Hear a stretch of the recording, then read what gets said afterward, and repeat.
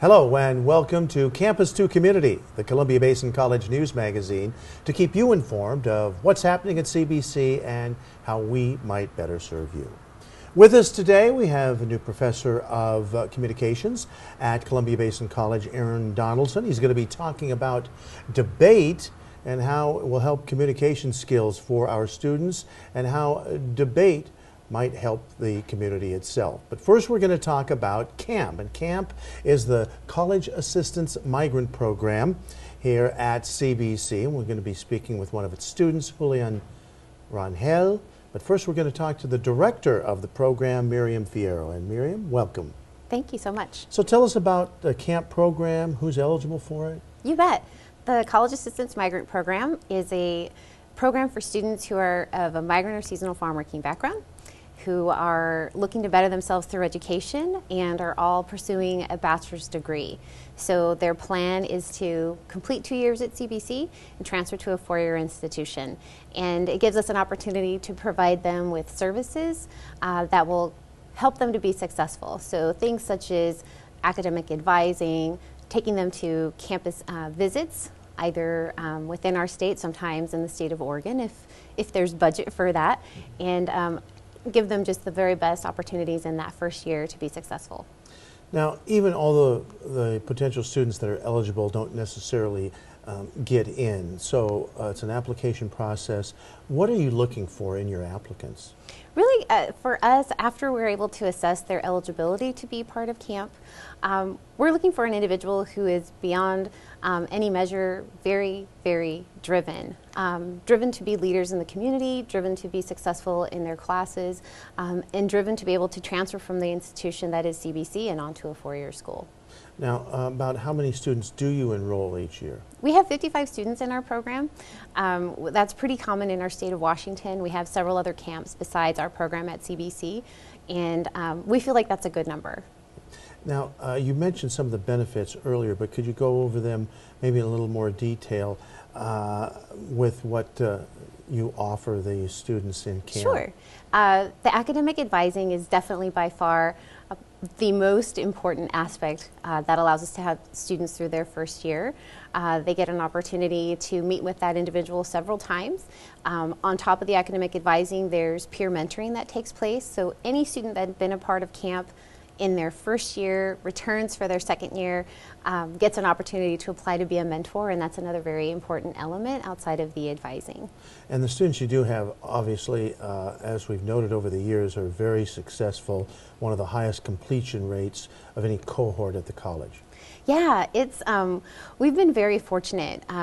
Both for the institutional support that we've received, but just as a team that we're very collectively passionate about the work that we're doing and what it means for our community at large. So what makes it so successful? Is it just the advising? You're able to give more one-on-one advising to students? Yeah, that advising element's very critical. The particular advisor we have now is, he really focuses on the relational. And so relationships with the students, sharing common interests with them, having the ability to be very personable, all of those elements really attribute to a safe and a respectful relationship so that the students in some ways feel accountable and want to be successful and do well for him and for the program. So when's the best time to apply for the program? We're now in the month of February. Yeah, now's a good time. The application is available through the CBC website. There's never a bad time to apply, really. Everyone is welcome to come into our office at any time if they have questions about camp. If they're looking to verify whether they're eligible for the program, we're available during CBC hours. And you can contact camp at columbiabasin.edu/camp or the phone number that's right on your screen. Miriam, thank you very much. Thank you so much. And we'll be back to talk with one of those successful students right after this.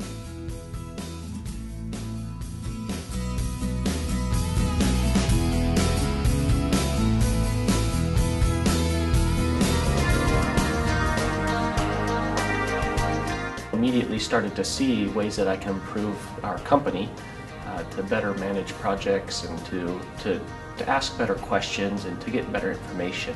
Do you think all project managers should just take this? In a way, anybody who works on any project should really have project management experience. It would really help if everybody understood the concepts and principles.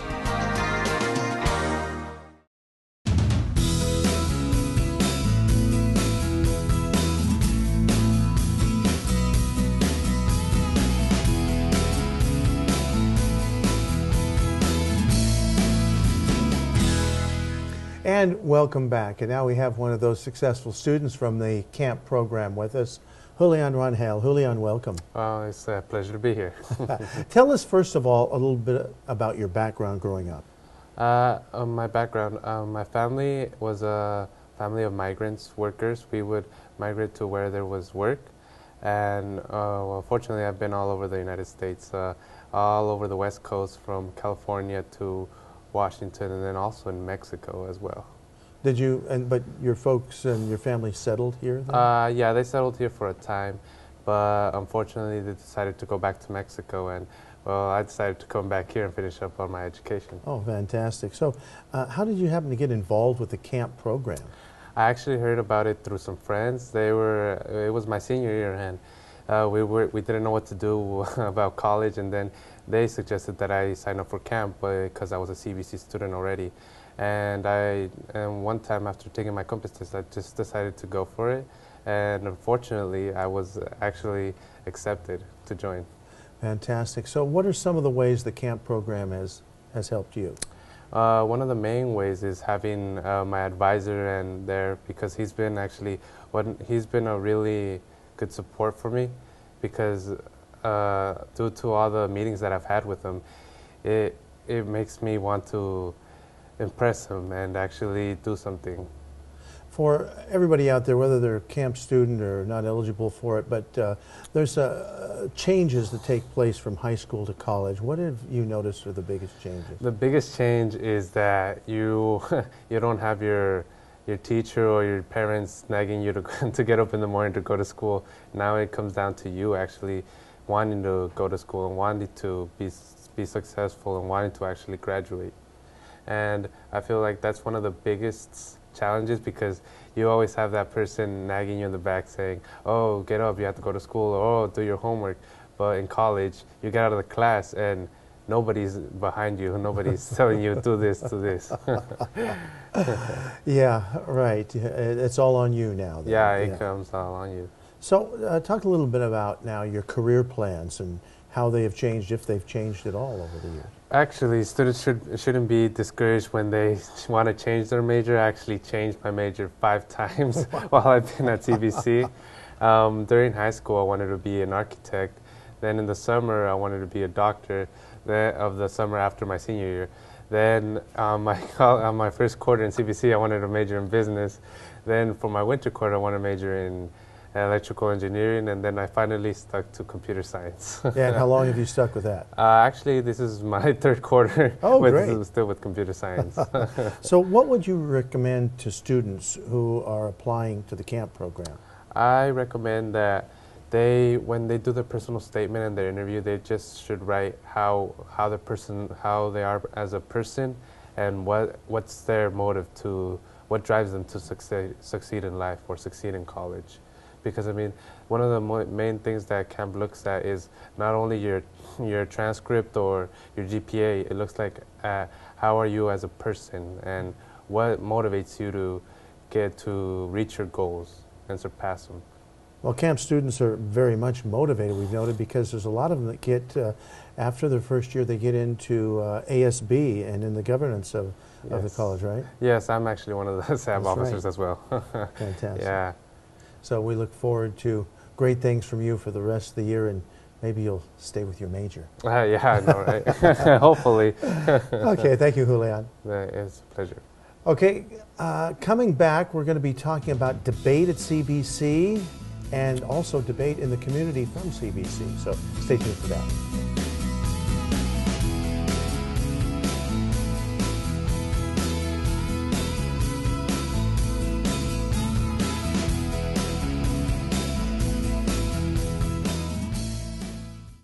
Where can you see stunning views of stars, galaxies, and other wonders of the universe? Visit the Bechtel National Planetarium at Columbia Basin College. Take a guided tour of the night sky under a spectacular dome in the Community Enrichment Foundation Theater, where you can learn about phases of the moon, planets, constellations, and other fascinating objects in deep space. Science and educational films for a variety of age groups are also displayed on the planetarium dome. Look up into the night sky. Learn more about our universe.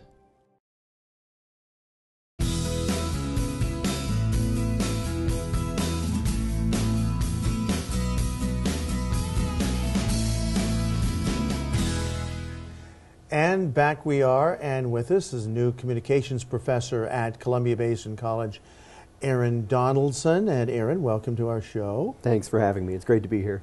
And after talking to you, it looks like the CBC is looking to expand what it does with debate and how it can benefit not only students but the community. Yeah, CBC has done debate in the Pacific Northwest region for a long time. Before I came to CBC, I coached up and down the area in Oregon and Montana and Washington. And CBC has been very involved in that community for a long time already, but now we're looking to expand a little bit more to do some public debates and exhibition debates and get the conversation talking in the community a little bit more. And so tell us a little bit more in detail of what you're looking for and what are some of the upcoming events you have going on. Well, we are starting an organization that we're calling CBC Debates, and we're going to have an event every single term that we're in session. So not the summer term, but we will have fall, winter, and spring events.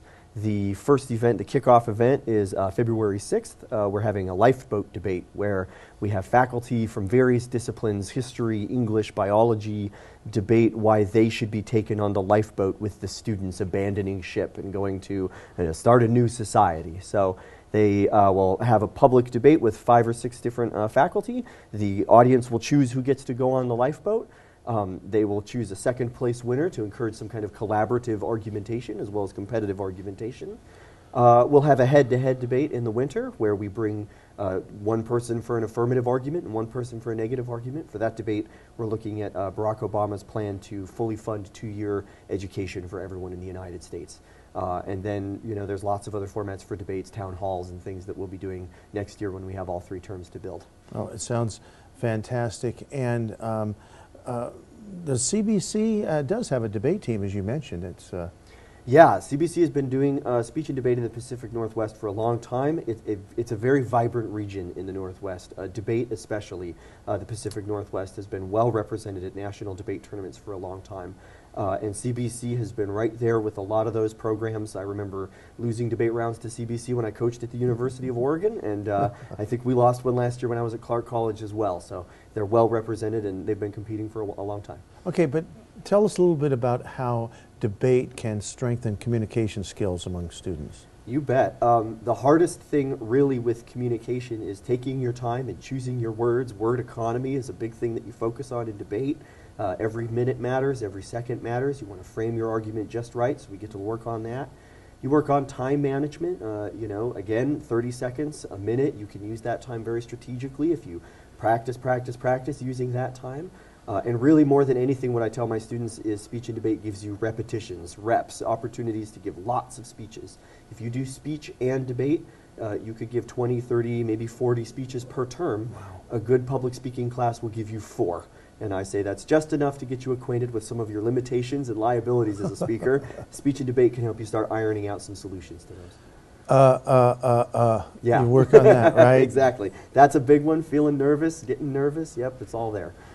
Okay, so you're new to CBC. Tell us a little bit about your background in education.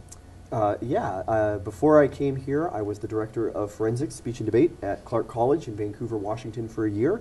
I got my PhD at the University of Denver 4 years before that. I was there assisting their speech and debate team. And then for 6 years, I was at the University of Oregon in Eugene directing their forensics program and getting my master's degree. Fantastic. Yeah. Okay, well, we'll look for these debate events coming up, especially the community ones for everyone getting involved. And that's an interesting way to get students to find out what they want to major in this lifeboat series. Yeah, the lifeboat debate, we're really targeting spring registration, and in the future we will have that debate in the fall to kind of have it be what's the value of this degree? Why should I get this degree? That's one of the questions we want to get into. And the audience participates directly in choosing who debates in the future, so we really do encourage everyone, not just students, to come out. Pleasure to have you at CBC, Aaron. Thank you very much, Frank. I'm glad to be here. And thanks for joining us on Campus to Community. So long.